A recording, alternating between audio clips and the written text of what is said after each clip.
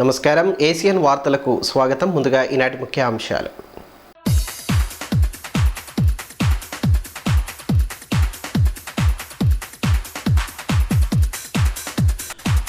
ముగిసిన నామినేషన్ల మొదటి విడత ఉపసంహరణ, రెండవ విడత స్వీకరణ.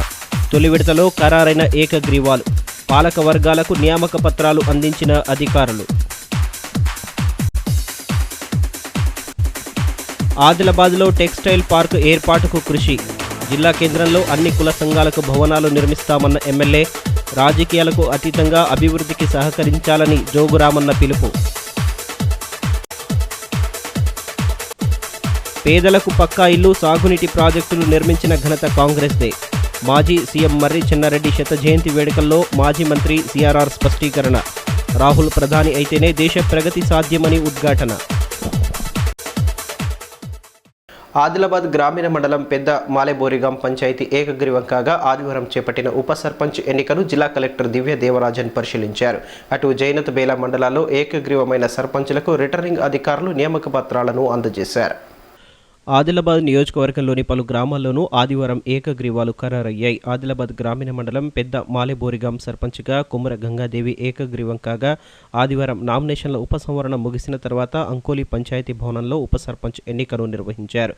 వార్డు సభ్యులు హుస్సేన్ ఉప సర్పంచ్గా ఎన్నుకోగా ఈ ప్రక్రియను జిల్లా కలెక్టర్ దివ్య దేవరాజన్ పరిశీలించారు. అనంతరం పాలకవర్గానికి నియామక పత్రాలను అందజేశారు. ఈ కార్యక్రమంలో జిల్లా పంచాయతీ అధికారి సాయిబాబా, ఎంపీడీఓ రవీందర్ రాథోడ్, ఈఓపీఆర్డీ సుదర్శన్లు పాల్గొన్నారు.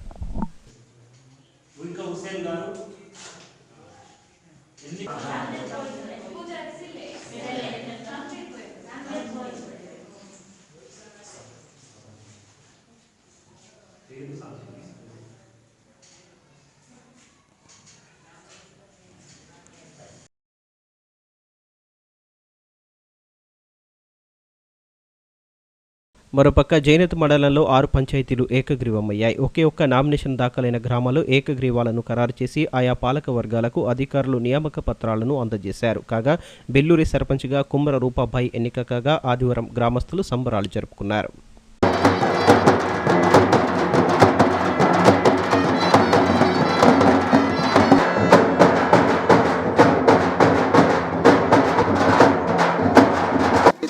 అక్కలు, చెల్లెళ్ళు, అన్నదమ్ములు అంతా కలిసి ఊరంతా కలిసి మాకు ఏకగ్రీవం చేసి మాకు సర్పంచ్ అని నిలబెట్టిండు.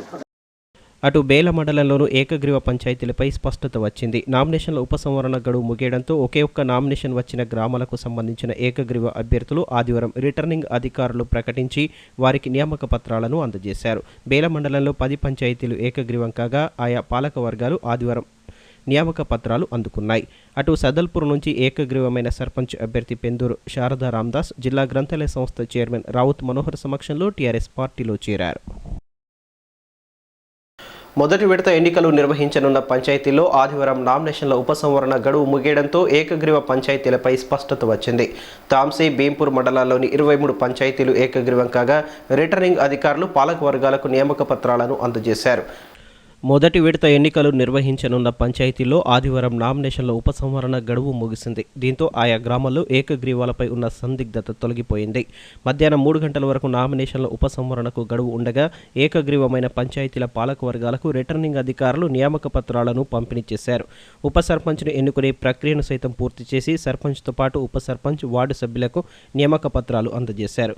దీంతో మొదటి విడత ఎన్నికలు జరగనున్న పంచాయతీల్లో వారం రోజుల ముందుగానే కొత్త పాలక వర్గాలు కొలువుదీరినట్లయింది. కొత్తగా ఎన్నికైన సర్పంచులు, వార్డు సభ్యులు సంబరాల్లో మునిగి తేలారు. మిఠాయిలు తినిపించుకుంటూ ఆనందాన్ని పంచుకున్నారు. నూతన పంచాయతీలకు తొలి పాలక వర్గాలు కావడంతో ఆయా వర్గాల్లో ఆనందం నెలకొంది.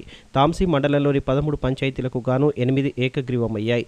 భీంపూర్ మండలంలో 26 పంచాయతీల్లో 15 గ్రామాలు ఏకగ్రీవం కాగా క్లస్టర్ కేంద్రాల్లో ఆదివారం రిటర్నింగ్ అధికారులు వారికి నియామక పత్రాలను అందజేశారు.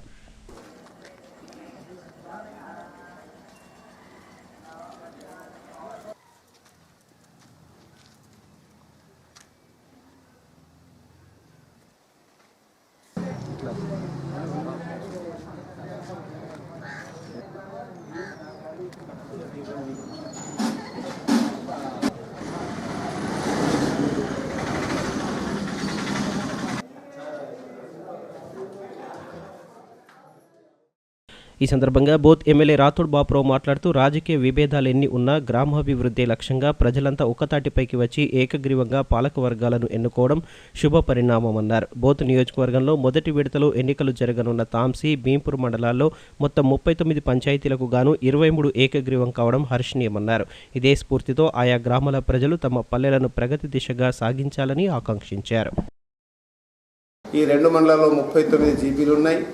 అందులో దాదాపు ఇప్పటికే 60% యునానిమస్ కావడం చాలా సంతోషంగా ఉంది, ఆనందంగా ఉంది. ప్రత్యేకంగా నేను ఆ ప్రజలకు, నాయకులకు, కార్యకర్తలకు ప్రత్యేక ధన్యవాదాలు తెలియజేస్తున్నా. ఎందుకంటే మా ముఖ్యమంత్రి గారి ఆలోచన కూడా అదే. మరి ఏ ప్రభుత్వం కూడా గ్రామ పంచాయతీలు కొత్తవి మరి మంజూరు చేయలేదు, కానీ ఎంతో ధైర్యంతో మా ముఖ్యమంత్రి కేసీఆర్ గారు తీసుకున్న నిర్ణయం ఈరోజు మరి నిజంగా తండాలో కానీ, గూడాలో కానీ, గ్రామాల్లో కానీ, మండల కేంద్రాల్లో కానీ ప్రజలు చాలా సంతోషంగా ఉన్నారు, ఆనందంగా ఉన్నారు. గౌరవ ముఖ్యమంత్రి గారు ఇచ్చిన ఈ అవకాశాన్ని సద్వినియోగం చేసుకుందామని, అభివృద్ధి చేసుకుందామని, బాగుపడదామని, గ్రామాలను మంచి అభివృద్ధి చేసే విధంగా వచ్చిన ఈ అవకాశాన్ని మరి మనం వినియోగించుకొని మన గ్రామ అభివృద్ధికి పాటుపడదామని మరి ప్రజలు కూడా చాలా సంతోషంగా, ఆనందంగా ఉండి మరి అనేక గ్రామ పంచాయతీల యొక్క మరి ఏకగ్రీవ చేయడం చాలా సంతోషంగా ఉంది. తప్పకుండా మిగతా 7 మండలాల్లో కూడా భవిష్యత్తులో మరి 2వ విడత కావచ్చు, 3వ విడత కావచ్చు, అది కూడా ఎక్కువ శాతం ఏకగ్రీవం చేసే అవకాశాలు ఉన్నాయి. పార్టీలకు అతీతంగా కుల సంఘాల అభివృద్ధితో పాటు వారి సమస్యల పరిష్కారానికి టీఆర్ఎస్ ప్రభుత్వం కృషి చేస్తోందని ఎమ్మెల్యే జోగు రామన్న స్పష్టం చేశారు. ఆదిలాబాద్ జిల్లా పద్మశాలి సంఘం ఆధ్వర్యంలో ముద్రించిన నూతన సంవత్సర క్యాలెండర్ 2019ను ఆదివారం ఎమ్మెల్యే ఆవిష్కరించారు. వెనుకబడిన వర్గాల్లోని కుల వృత్తుల వారికి పూర్వ వైభవం తీసుకురావడానికి టీఆర్ఎస్ ప్రభుత్వం ప్రత్యేకంగా కృషి చేస్తోందని ఎమ్మెల్యే జోగు రామన్న స్పష్టం చేశారు. ఆదివారం పట్టణంలోని శాంతినగర్ పద్మశాలి సంఘ భవనంలో ఆ సంఘం జిల్లా అధ్యక్షురాలు మంచికంట్ల ఆశమ్మ నేతృత్వంలో ఏర్పాటు చేసిన కార్యక్రమానికి ఎమ్మెల్యే ముఖ్య అతిథిగా హాజరయ్యారు. ఈ కార్యక్రమంలో ఆదిలాబాద్ జిల్లా పద్మశాలి సంఘం నూతన సంవత్సర క్యాలెండర్ 2019ను గ్రంథాలయ chairman Raut Manohar, municipal chairperson మణిషలతో కలిసి ఎమ్మెల్యే ఆవిష్కరించారు. ఈ కార్యక్రమంలో సంఘం జిల్లా ప్రధాన కార్యదర్శి దాసరి రమేష్, నాయకులు జిట్ట రమేష్, బాసదత్తు, పోప సంఘం జిల్లా నాయకులు భగవన్లు, రాజన్న, రమేష్ తదితరులు పాల్గొన్నారు.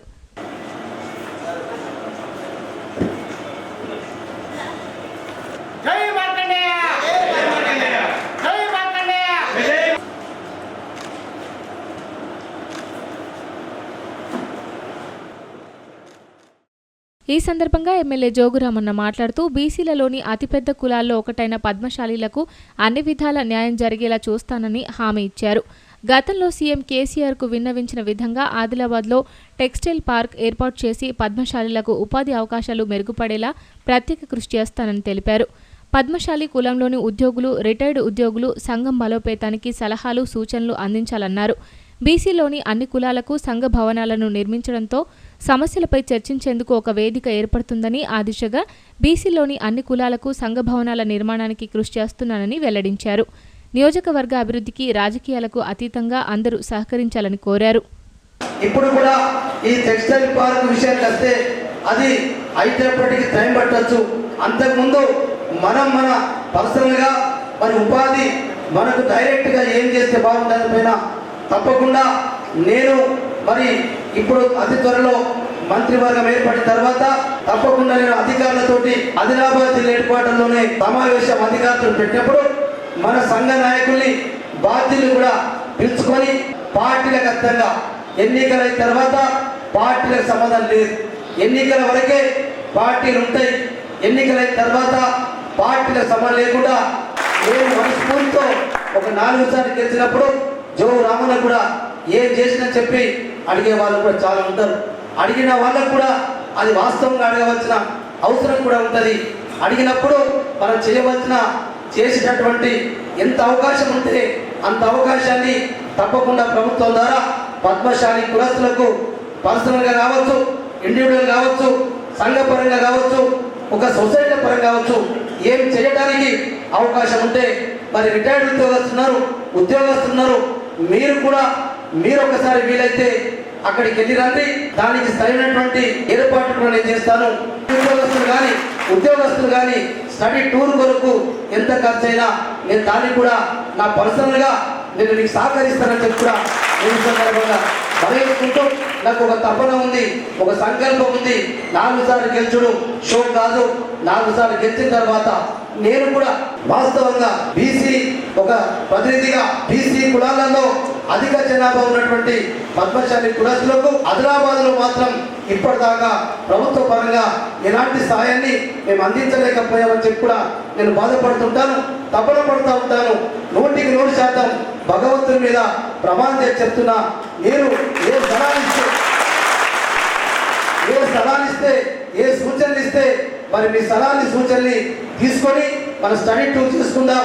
స్టడీ టూర్ చేసిన తర్వాత ఇక్కడ కానీ ఇంకా అఫీషియల్గా జిల్లా పరిషత్ సమావేశ మందిరంలో కానీ తప్పకుండా మీరు ఎప్పటికీ నాకు మరి మీ సలహా సూచనలు ఉండాలి. భారతదేశ సమగ్ర అభివృద్ధి జరగాలంటే దేశంలో కాంగ్రెస్ పార్టీ అధికారంలోకి రావాల్సిన ఆవశ్యకత ఎంతైనా ఉందని ఏఐసిసి సభ్యుడు మాజీ మంత్రి రామచంద్రారెడ్డి అభిప్రాయపడ్డారు. ఆదివారం జిల్లా కేంద్రంలోని ఆయన నివాసంలో మాజీ ముఖ్యమంత్రి డాక్టర్ మర్రి చెన్నారెడ్డి శత జయంతి వేడుకలను పురస్కరించుకొని ఘనంగా నివాళులర్పించారు. మాజీ ముఖ్యమంత్రి కాంగ్రెస్ పార్టీ సీనియర్ నాయకులు డాక్టర్ మర్రి చెన్నారెడ్డి శత జయంతి వేడుకలను జిల్లా కేంద్రంలో ఘనంగా నిర్వహించారు. ఏఐసిసి సభ్యులు మాజీ మంత్రి రామచంద్రారెడ్డి నివాసంలో ఆయన సమక్షంలో ఏర్పాటు చేసిన కార్యక్రమంలో ఆ పార్టీ శ్రేణులు మర్రి చెన్నారెడ్డి చిత్రపటానికి పూలమాలలు వేసి నివాళులర్పించారు. ఈ కార్యక్రమంలో ఉమ్మడి జిల్లా వర్కింగ్ ప్రెసిడెంట్ నరేష్ యాదవ్, మాజీ మున్సిపల్ చైర్మన్ దిగంబర్రావు పాటిల్, మాజీ market committee chairman Sanjureddy, Sayeed Khan, Durgam Shekhar, Ambakanti Ashok తదితరులు పాల్గొన్నారు. చెన్నారెడ్డి డాక్టర్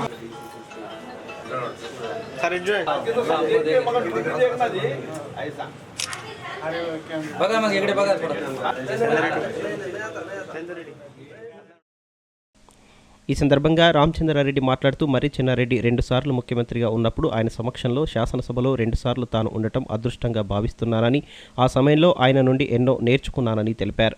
ముఖ్యంగా పోచంపేట ప్రాజెక్టు నిర్మాణంలో ఆయన కృషి మరువలేనిదని, 400 రూపాయలకే ఇల్లు నిర్మించి ఇచ్చిన ఘనత మర్రి చెన్నారెడ్డికి దక్కుతుందన్నారు. గత ఎన్నికల్లో అభ్యర్థులపై ఉన్న వ్యతిరేకతను ఓట్ల రూపంలో మలుచుకోవడంలో పూర్తిగా విఫలమయ్యామని అంగీకరించారు. త్వరలో జరగబోయే ఎంపీ ఎన్నికల్లో రాహుల్ గాంధీని ప్రధానిగా చేయటమే తమ లక్ష్యమని, మర్రి చెన్నారెడ్డి స్ఫూర్తితో తెలంగాణ అభివృద్ధికి పాటుపడతామని స్పష్టం చేశారు. గౌరవనీయులు స్వర్గీయ చెన్నారెడ్డి గారి శత జయంతి సందర్భంగా వారికి నివాళులర్పించడానికి ఈనాడు ఇక్కడ అందరం కాంగ్రెస్ పార్టీ కార్యకర్తలందరూ కలిసి నివాళులర్పిస్తున్నారు. నాకు అదృష్టం ఏంటంటే చెన్నారెడ్డి గారి పీరియడ్లో 78లో ఆయన ముఖ్యమంత్రి అయ్యాడు, అప్పుడు శాసనసభ్యుడిగా ఉన్నాను. 89లో ముఖ్యమంత్రి అయ్యాడు, అప్పుడు శాసనసభ్యుడిగా ఉన్నాను. 2 సార్లు వారితోటి ఉండే భాగ్యం కలిగింది. అది కాక అప్పుడు పుచ్చలపల్లి సుందరయ్య గారు కానీ, అదేవిధంగా ఓంకార్ గారు కానీ, గౌతు లచ్చన్న గారు కానీ, మహామౌలు బాటం శ్రీరామూర్తి గారు కానీ, మహామౌలు జైపాల్ రెడ్డి గారు కానీ, వెంకయ్య నాయుడు గారు కానీ, వీళ్ళందరూ ఉండరు. అటువంటి శాసనసభ మళ్ళీ మేము ఎప్పుడు చూడలేదు. చెన్నారెడ్డి గారు వీళ్ళందరికీ ఆన్సర్ రిప్లై చేస్తే మేము దగ్గరికి పోయి గౌరవ ఆనాటి ముఖ్యమంత్రి గారికి పోయి కంగ్రాచులేషన్ చెప్పే పరిస్థితి ఏర్పడ్డది. అంత ఉత్సాహం వచ్చింది. ఆ జవాబు వింటే వీరందరి మహామౌలు ఎవరైతే ప్రశ్నలు అడిగినారో వాటన్నిటికీ సమాధానం చెప్పే శక్తి ఆనాడు చెన్నారెడ్డి గారికి ఎంత ఉండే అంటే అసలు ఎవరు వారికి దీటు లేకుండా. అటువంటి వ్యక్తి హయాంలో ఈ ఆదిలాబాద్ ప్రజల యొక్క ఆశీర్వాదంతో వారి యొక్క అమూల్యమైన ఓటు నాకు వేసినందుకు 2 సార్లు వారితో ఉండే అవకాశం దొరికింది. అన్నిటికన్నా ముఖ్యమైన విషయం ఏంటంటే పోచంపాడు ప్రాజెక్ట్ నిర్మాణం కోసం వారి యొక్క ప్రయత్నం ఎంతో విపరీతంగా ఉన్నాయి. పోచంపాడు ప్రాజెక్టుని తీసుకురావడానికి, దాన్ని కట్టించడానికి అన్ని విధాలా కృషి చేసిన వ్యక్తి ఎవరంటే డాక్టర్ చెన్నారెడ్డి గారు. ఆ డాక్టర్ చెన్నారెడ్డి గారు సంక్షేమ పథకాలు కూడా ఫస్ట్ సంక్షేమ పథకం ఇల్లు కట్టించే కార్యక్రమం ఆయన తీసుకున్న కార్యక్రమం. ఇల్లు కట్టించి 400 రూపాయలకి ఇల్లు. క్యాండిడేట్ల మీద వ్యతిరేకత ఉండే, అయితే క్యాండిడేట్ల మీద వ్యతిరేకతని మేము మలుచుకోలేకపోయినాం, మాకు ఓట్లు వచ్చే విధంగా మలుచుకోలేకపోయాం. ఆ దాన్ని పూర్తి చేయడానికి ఈ వచ్చే పార్లమెంట్ ఎన్నికల్లో మేము ఆ విధమైన కృషి చేసి ఏనాడైతే మన చెన్నారెడ్డి గారు 2 సార్లు పోరాడి ఈ రాష్ట్రానికి ముఖ్యమంత్రి అయిందో అదేవిధంగా వచ్చే ఎన్నికల్లో పోరాటం చేసి రాహుల్ గాంధీ గారిని ఈ దేశానికి ప్రధానమంత్రి చేయడానికి అన్ని విధాలా కృషి చేస్తాం. ఆ విధంగా కార్యకర్తలందరూ కంకణం కట్టుకున్నారని మనవి చేస్తూ తెలుసుకుంటారు. ఈ సందర్భంగా నరేష్ జాదవ్ మాట్లాడుతూ ఆనాడు తెలంగాణ రాష్ట్రం ఏర్పాటు చేయాలనే ఉద్దేశంతో తెలంగాణ ఉద్యమానికి ఆద్యుడిగా తెలంగాణ ఉద్యమకర్తగా మాజీ ముఖ్యమంత్రి డాక్టర్ మర్రి చెన్నారెడ్డి నిలిచారని కొనియాడారు. తెలంగాణ ఉద్యమాన్ని క్షేత్రస్థాయిలోకి తీసుకెళ్లి ఆనాడే ప్రజలను చైతన్యపరిచారని, 2 సార్లు ముఖ్యమంత్రిగా రాష్ట్ర ప్రజలకు ఎన్నో సేవలను అందించారని తెలిపారు.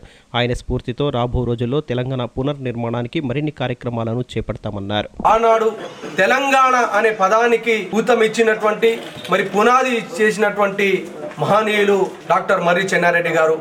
ఆనాడు తెలంగాణ రాష్ట్రం ఏర్పాటు చేయాలనేటువంటి ఉద్దేశంతో ఉద్యమాన్ని నిర్మాణం చేసినటువంటి మహనీయుడు మర్రి చెన్నారెడ్డి గారు.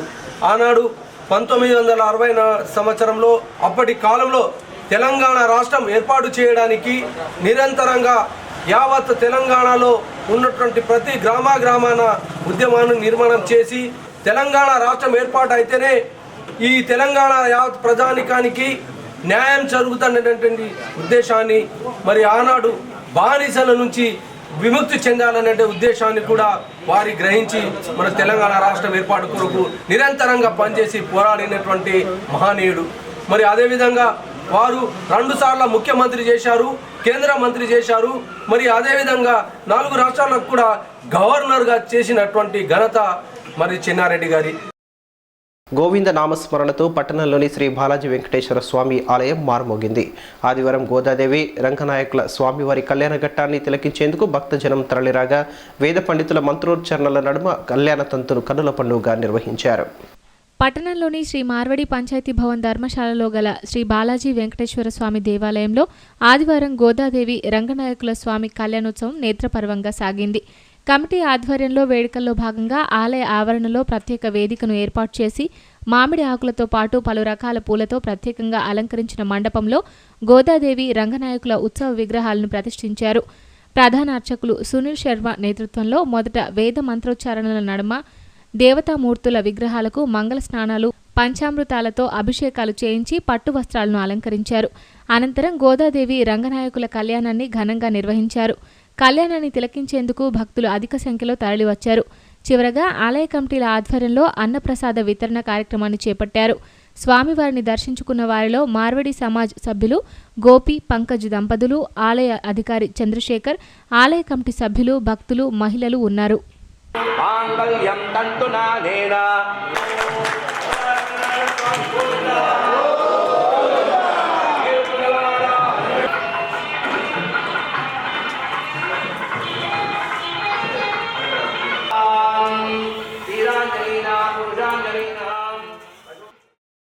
ధనుర్మాసాన్ని పురస్కరించుకుని బాలాజీ వెంకటేశ్వర స్వామివారి ఆలయంలో గోదాదేవి రంగనాథ స్వామిల తిరుక్కళ్యాణ మహోత్సవాన్ని భక్తి శ్రద్ధలతో నిర్వహించడం జరిగిందని ఆలయ అర్చకులు సునీల్ శర్మ తెలిపారు. భక్తులకు స్వామివారి అనుగ్రహాన్ని ప్రసాదించడంలో భాగంగా గోదాదేవి ధనుర్మాసంలో వ్రతాన్ని ఆచరించడాన్ని పురస్కరించుకొని డిసెంబర్ 16 నుంచి భోగి వరకు నెల రోజుల పాటు నిత్య కైంకర్యాలు నిర్వహించడం జరుగుతోందన్నారు. నీలాతుంగస్తనిర్జటీ సుప్తముద్భూతకృష్ణం హారార్థం సంశ్రుతి శతశతసిద్ధమధ్యాపయంతి స్వోచ్ఛిష్టాయాం సజనిగళితం యాబలాత్కృత్య భుంక్తే గోదా తస్సై నమిదమిదం భూయే వాస్తు భూయః. గోదా రంగనాథ స్వామి గోవిందా గోవింద. అత్యంత భక్తి శ్రద్ధలతో ధనుర్మాసాన్ని జరుపుకొని ఈరోజు గోదా రంగనాథ స్వామి వారి యొక్క తిరుక్కళ్యాణ మహోత్సవాన్ని శ్రీ రాజస్థానీ ప్రగతి సమాజ్ స్థాపించబడిన శ్రీ బాలాజీ వెంకటేశ్వర స్వామి మార్వాడి ధర్మశాలలో వేయించేసి ఉన్న స్వామివారి మండపం లోపల వైభవపేతంగా జరుపుకోవడం జరిగింది. ఈ ధనుర్మాసం యొక్క ముఖ్య ఉద్దేశం ఏంటంటే అమ్మవారు భక్తునికి స్వామివారి యొక్క అనుగ్రహం సులభంగా చేరటానికి, స్వామివారికి అనుగ్రహం కలగడానికి ఈ వ్రతాన్ని ఏర్పాటు చేయడం జరిగింది. ఈ నెల రోజులంతా కూడా 16 డిసెంబర్ ధనుస్సంక్రమణ నుండి రేపటి వరకు కూడా భోగి వరకు కూడా స్వామివారికి నిత్య కైంకర్యాలు జరుపు ప్రతిరోజు సేవాకాలము తిరుపావై కాలక్షేపం చేస్తున్నాం. ఇక్కడ ఈరోజు కళ్యాణం అత్యంత వైభవం జరిగింది. శ్రీ గోదా రంగనాథ స్వామి భగవానికి జై. ఉద్యోగ ఉపాధ్యాయ కార్మికులకు న్యాయం చేయాలనే ఉద్దేశంతో టీఆర్ఎస్ ప్రభుత్వం అనేక కార్యక్రమాలను అమలు చేస్తోందని టీఆర్ఎస్ ఉపాధ్యాయ ఎమ్మెల్సీ అభ్యర్థి పాతూరి సుధాకర్ రెడ్డి పేర్కొన్నారు. జిల్లా కేంద్రంలో ఆదివారం ఏర్పాటు చేసిన మీడియా సమావేశంలో ఆయన మాట్లాడారు. రానున్న మార్చి మొదటి పక్షంలో శాసన మండలి ఎన్నికలు నిర్వహించే అవకాశం ఉందని టీఆర్ఎస్ ఉపాధ్యాయ ఎమ్మెల్సీ అభ్యర్థి పాతూరి సుధాకర్ రెడ్డి పేర్కొన్నారు. జిల్లా కేంద్రంలోని టీయూటీఎఫ్ కార్యాలయంలో ఆదివారం ఏర్పాటు చేసిన మీడియా సమావేశంలో ఆయన పలు అంశాలపై వివరణ ఇచ్చారు. ఈ సమావేశంలో టీయూటీఎఫ్ మాజీ రాష్ట్ర అధ్యక్షులు స్వామిరెడ్డి, గౌరవ అధ్యక్షులు దేవన్న, రాష్ట్ర ప్రధాన కార్యదర్శి లచ్చిరాం, రాష్ట్ర సహాయ అధ్యక్షులు రాజేశ్వరరావు, జిల్లా అధ్యక్ష ప్రధాన కార్యదర్శులు వినోద్ రెడ్డి, శ్రీకాంత్ తదితరులు పాల్గొన్నారు. ఈ సందర్భంగా నాయకులు సుధాకర్ రెడ్డి మాట్లాడుతూ ఇటీవల విడుదల చేసిన ముసాయిదా ఓటర్ల జాబితాలో అర్హత కలిగి ఉండి జాబితాలో పేర్లు లేని వారు ఓటర్ లిస్టులో పేర్లను నమోదు చేసుకుని అదేవిధంగా ఏవైనా ఫిర్యాదులు ఉంటే ఈ నెల 31 వరకు అందించవచ్చని సూచించారు. ఫిబ్రవరి 20వ తేదీన తుది జాబితా ప్రకటిస్తారని పేర్కొన్నారు. ఈ అవకాశాన్ని అర్హత కలిగిన ఓటర్లు సద్వినియోగం చేసుకోవాలన్నారు. మరోవైపు గత ఎన్నికల్లో తాను టీఆర్ఎస్ తరఫున పోటీ చేశానని, ఈ ఎన్నికల్లో సైతం అదే పార్టీ నుండి పోటీ చేయనున్నట్లు వెల్లడించారు. తెలంగాణ రాష్ట్ర సాధనలో క్రియాశీల పాత్ర పోషించిన ఉపాధ్యాయులకు రాష్ట్రం ఏర్పడిన తర్వాత ముందుగానే ఇచ్చిన హామీ మేరకు తెలంగాణ ఇంక్రిమెంట్ను అమలు చేశామని పేర్కొన్నారు.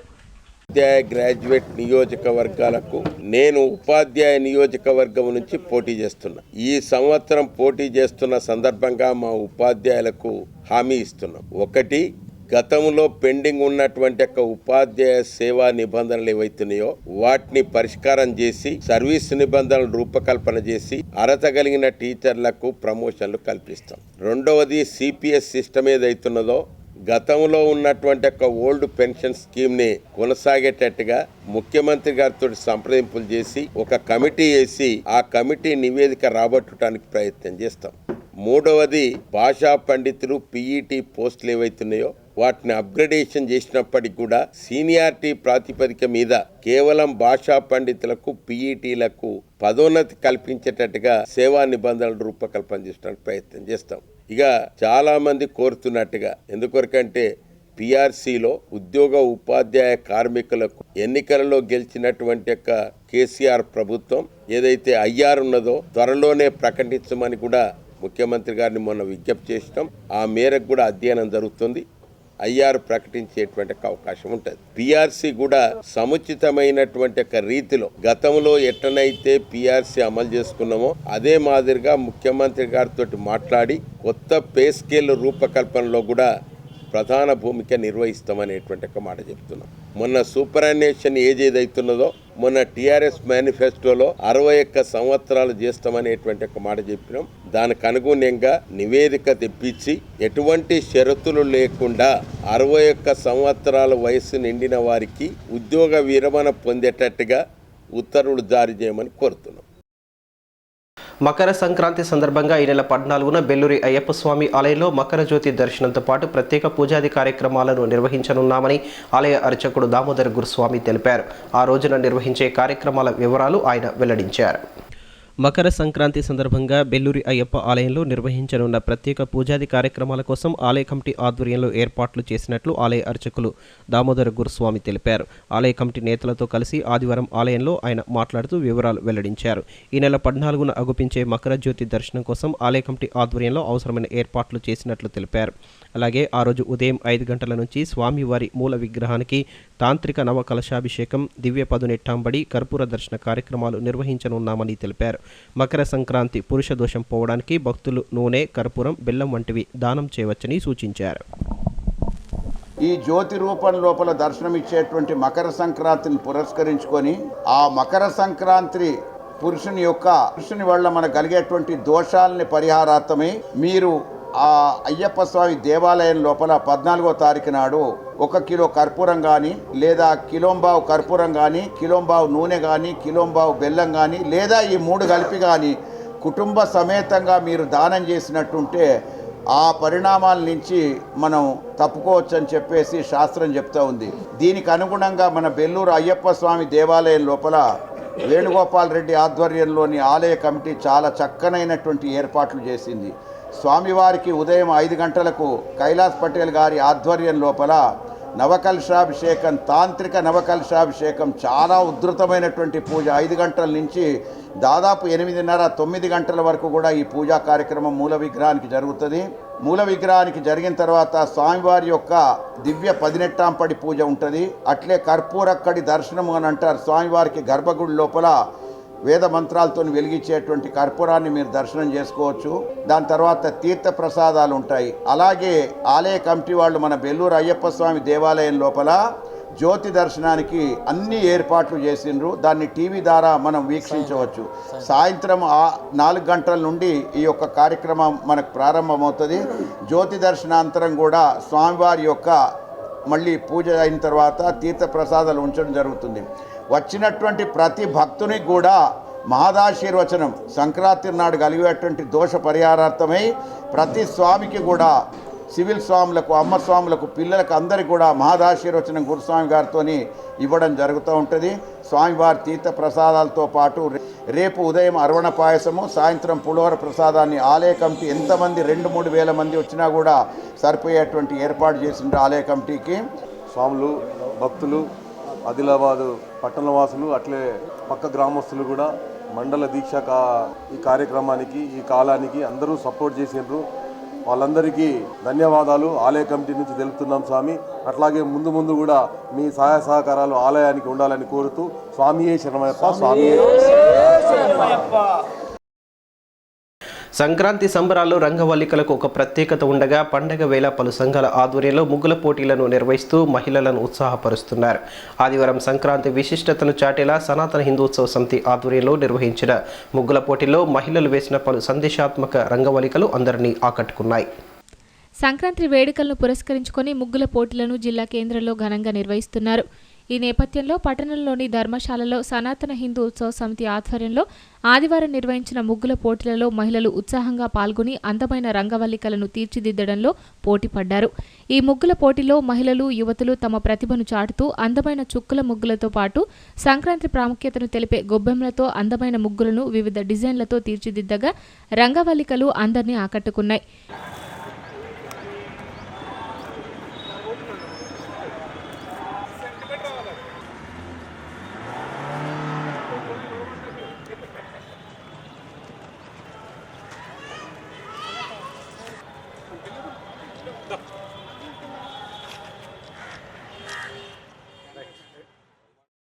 ఈ కార్యక్రమంలో సనాతన హిందూ ఉత్సవ సమితి కార్యనిర్వాహక సభ్యులు జగదీష్ అగర్వాల్, దుర్గం రాజేశ్వర్, ఈర్ల సత్యనారాయణ, ప్రఫుల్ వజేలతో పాటు రవీందర్, బండారి దేవన్న తదితరులు పాల్గొన్నారు. ఈ సందర్భంగా ఉత్సవ సమితి నాయకులు దుర్గం రాజేశ్వర్ మాట్లాడుతూ తెలంగాణ సంస్కృతి సాంప్రదాయాలను తెలిపే వివిధ రకాల పండుగలను ఏటా నిర్వహిస్తున్నామని, అందులో భాగంగా మహిళలను ఉత్సాహపరుస్తూ రంగవల్లికల పోటీలను నిర్వహించామన్నారు.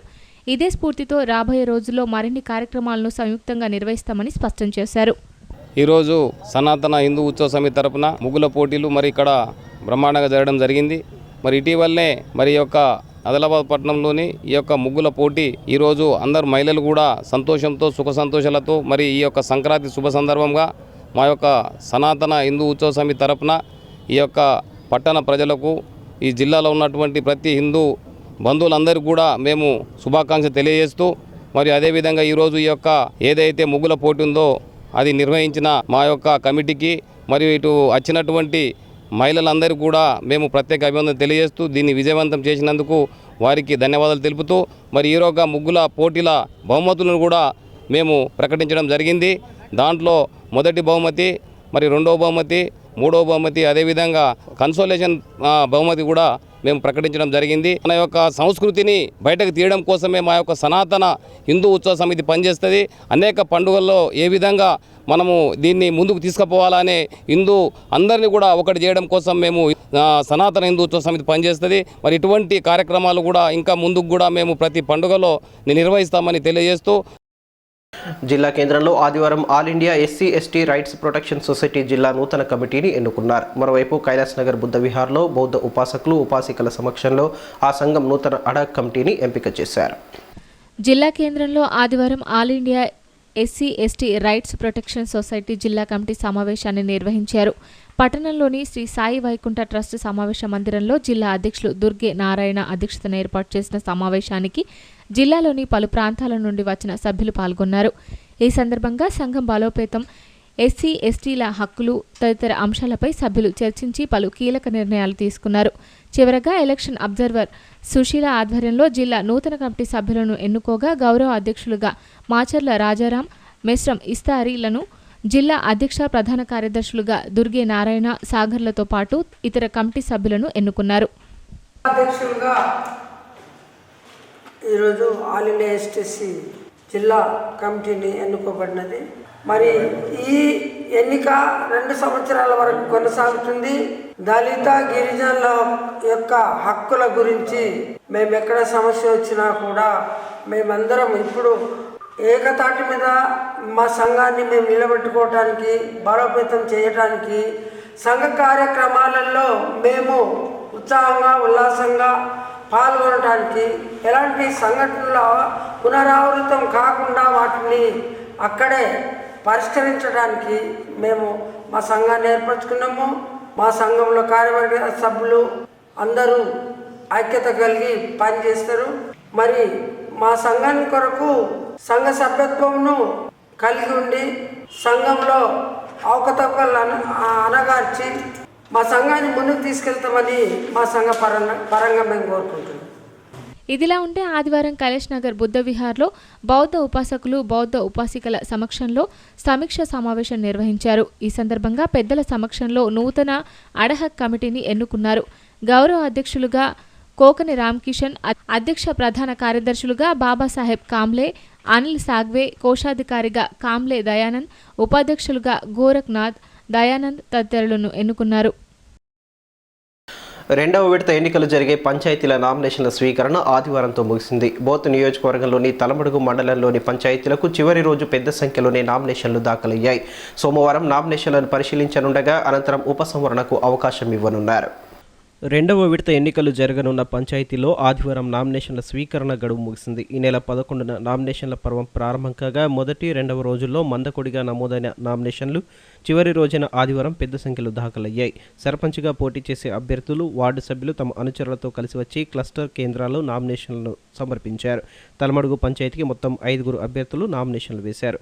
కాగా మండలంలోని సకినాపూర్ పంచాయతీకి చివరి రోజైన ఆదివారం మెస్రం మారుతి, మెస్రం పూనాజీలు తమ నామినేషన్లను దాఖలు చేశారు. అటు అర్లీకే నుంచి నారు కిష్టన్న ఒక్కరే నామినేషన్ వేయడంతో ఆ పంచాయతీ దాదాపుగా ఏకగ్రీవం కానుంది. ఇదిలా ఉంటే నామినేషన్లకు గడువు ముగియడంతో బరిలో నిలవనున్న అభ్యర్థులు ఇప్పటికే తమ ప్రచారాన్ని ప్రారంభించారు.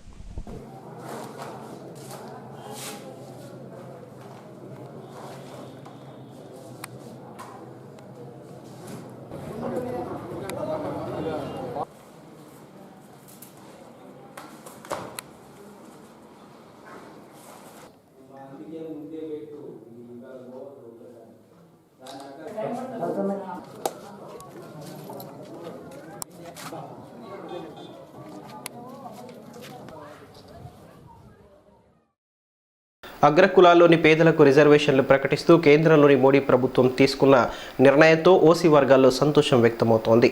దీంతో శనివారం జిల్లా కేంద్రంలో పలు ఓసీ కుల సంఘాల ఆధ్వర్యంలో ప్రధాని మోడీ ఫ్లెక్సీకి గాంధీ చౌక్లో క్షీరాభిషేకం చేస్తూ అభిమానాన్ని చాటుకున్నారు. అగ్రవర్ణాల్లో పేదలకి విద్య, ఉద్యోగ రంగాల్లో రిజర్వేషన్ల కోసం కేంద్ర ప్రభుత్వం 10% కోటా పెంచడంతో సర్వత్రా హర్షం వ్యక్తమవుతోంది.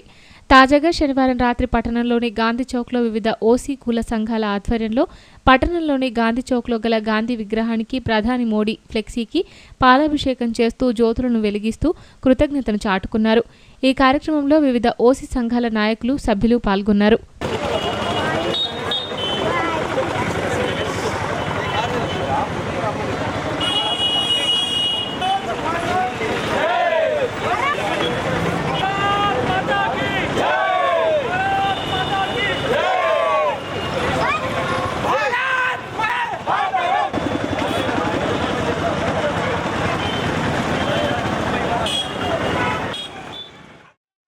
ఈ సందర్భంగా నాయకులు తిరుమల రెడ్డి మాట్లాడుతూ దశాబ్దాలుగా ఉన్న డిమాండ్కు తలొగ్గుతూ అగ్రకులాల్లోని పేదలకు విద్య, ఉద్యోగాల్లో 10% రిజర్వేషన్లు కల్పించేందుకు ప్రధాని నరేంద్ర మోదీ నేతృత్వంలోని కేంద్ర మంత్రివర్గం ఉభయ సభలు ఆమోదం తెలపడం హర్షణీయమన్నారు.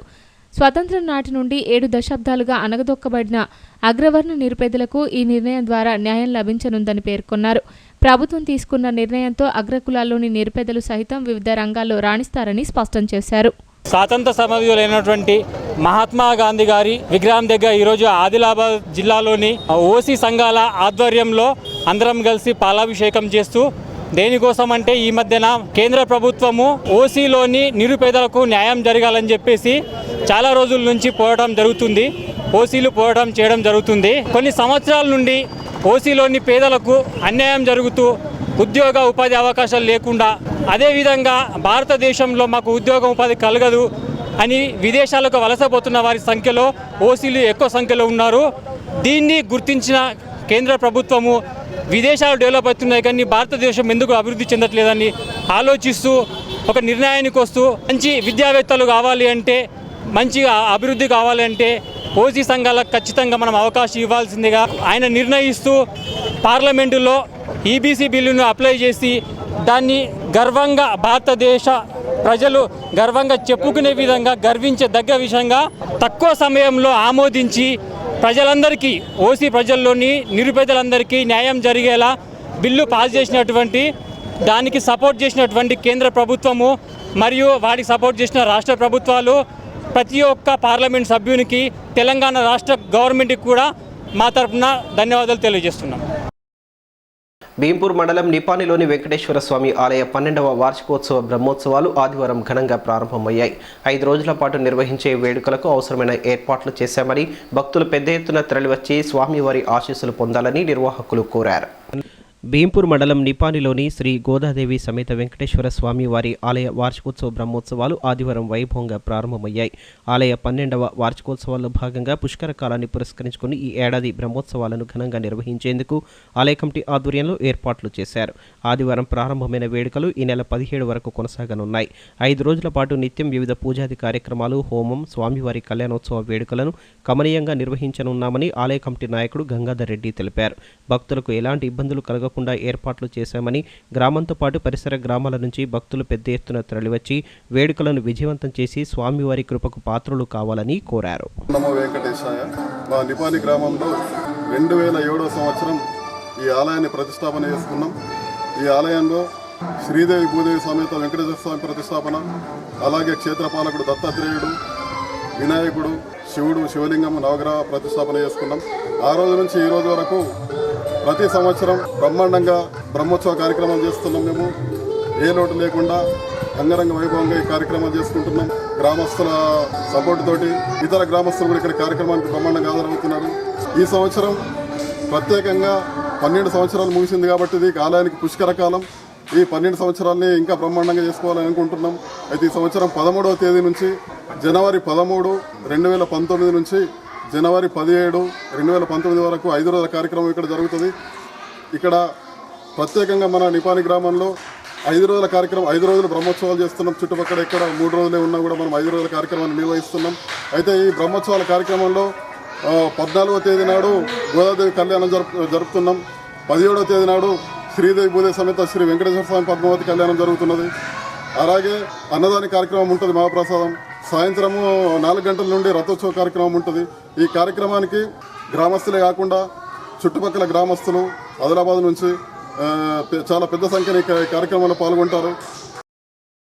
జిల్లా కేంద్రంలో ఆదివారం నిర్వహించాల్సిన doctor BR Ambedkar memorial association Adilabad జిల్లా కార్యవర్గ సమావేశాన్ని కొన్ని అనివార్య కారణాల వల్ల వాయిదా వేస్తున్నట్లు సంఘం అధ్యక్షుడు రామచంద్ర మహాత్మే ఒక ప్రకటనలో తెలిపారు. తిరిగి ఈ నెల 27వ తేదీన కైలాస్ నగర్లోని అశోక బుద్ధ విహార్లో సమావేశం నిర్వహించనున్నట్లు తెలిపారు. వైఎస్ఆర్ కాంగ్రెస్ అధినేత వైఎస్ జగన్ తలపెట్టిన ప్రజా సంకల్ప యాత్ర శ్రీకాకుళం జిల్లా ఇచ్చాపురంలో ముగిసింది. కాగా జిల్లా కేంద్రానికి చెందిన ఆ పార్టీ రాష్ట్ర కార్యదర్శి అనిల్ సంకల్ప యాత్ర చివరి రోజున వైఎస్ జగన్తో కలిసి పాదయాత్రలో పాల్గొన్నారు.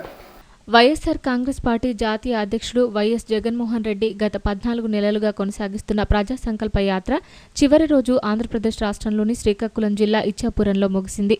దీంతో చివరి రోజు తెలంగాణ రాష్ట్ర ప్రధాన కార్యదర్శి బెజ్జంకి అనిల్ కుమార్, తెలంగాణ రాష్ట్ర సేవాదళ్ రాష్ట్ర అధ్యక్షుడు బండారు వెంకటరమణ, జీహెచ్ఎంసీ అధ్యక్షుడు బొడ్డు సాయినాథ్ రెడ్డిలు వైఎస్ జగన్తో కలిసి సుమారు 2 కిలోమీటర్ల మేర పాదయాత్రలో పాల్గొన్నారు. ఈ సందర్భంగా తెలంగాణలోని తాజా విషయాలను జగన్కు వివరించినట్లు అనిల్ పేర్కొన్నారు. వార్తలు ముగించే ముందు ముఖ్యాంశాలు మరోసారి.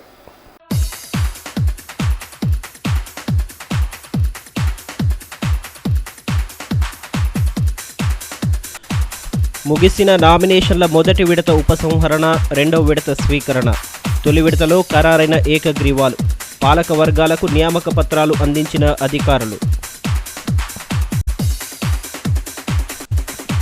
ఆదిలాబాద్లో టెక్స్టైల్ పార్క్ ఏర్పాటుకు కృషి, జిల్లా కేంద్రంలో అన్ని కుల సంఘాలకు భవనాలు నిర్మిస్తామన్న ఎమ్మెల్యే, రాజకీయాలకు అతీతంగా అభివృద్ధికి సహకరించాలని జోగురామన్న పిలుపు. పేదలకు పక్కా ఇల్లు, సాగునీటి ప్రాజెక్టులు నిర్మించిన ఘనత కాంగ్రెస్దే.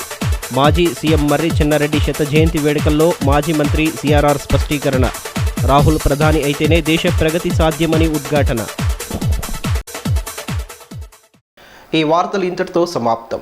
తిరిగి ప్రసారమయ్యే ఏసియన్ వార్తల్లో మళ్ళీ కలుసుకుందాం. అంతవరకు సెలవు. నమస్కారం.